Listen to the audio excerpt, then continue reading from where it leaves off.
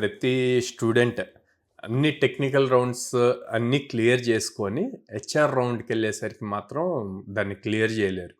ఎందుకంటే వాళ్ళకి హెచ్ఆర్ అంటేనే ఒక భయం. భయం వస్తుంది. వాళ్ళు ఏమడిగినా సింపుల్ క్వశ్చన్ అడిగినా సరే పానిక్ అయిపోతుంటారు. ఆ భయంలో ఆ ఆన్సర్ వాళ్ళకి తెలిసి కూడా చెప్పలేరు అనమాట. బ్రెయిన్ వర్క్ అవుతుంది. సో దానివల్ల చాలా మిస్ అవుతూ ఉంటది.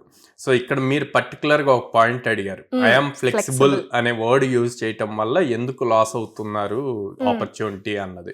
సో సింపుల్ అండి, ఎప్పుడైతే ఐఎమ్ ఫ్లెక్సిబుల్ అని చెప్తామో చెప్పినప్పుడు హెచ్ఆర్కి ఒకటే పాయింట్ ఉంటుంది, వీళ్ళు ఫ్లెక్సిబుల్ అని చెప్పాడు, ఫ్లెక్సిబుల్ అంటే దీనికి అసలు రోల్ క్లారిటీ లేదు, ఎంత శాలరీ వస్తుంది అన్నది తెలియదు, ఇలా ఏమీ తెలుసుకోకుండా రీసెర్చ్ చేయకుండా వచ్చాడు మన దగ్గరికి అన్న పాయింట్ ఒకటి వస్తుంది. వాళ్ళు ఏం థింక్ చేస్తారంటే మనం ఫ్లెక్సిబుల్ అని చెప్తే ఓకే ఫ్లెక్సిబుల్ అన్నాడు కాబట్టి దేనికైనా ఓకే చేస్తారు అని చెప్పి ఇచ్చేస్తారు జాబ్, ఆ జాబ్ వచ్చాక తర్వాత చూసుకుందాంలే అంటారు. ఫ్రెషర్ ఎప్పుడైనా సరే ప్రాపర్ రీసెర్చ్ చేసుకొని వెళ్ళాలి, కంపెనీ రిలేటెడ్ కానీ ఆ జాబ్ రోల్ రిలేటెడ్ కానీ. ఆ జాబ్ రోల్కి బయట మార్కెట్లో ఎంతవరకు ప్యాకేజ్ ఉంది అన్నది ఇంపార్టెంట్ అన్నమాట.